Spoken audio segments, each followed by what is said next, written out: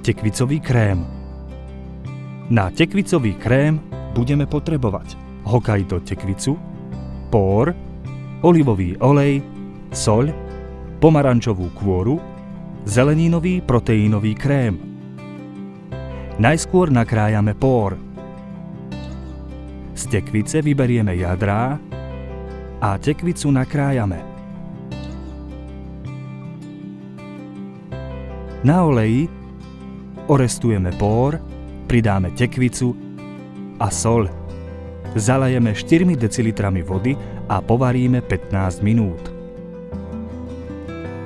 Po skončení varenia do uvarenej zmesi nastrúhame pomarančovú kôru, pridáme proteínový krém a celú zmes vymixujeme.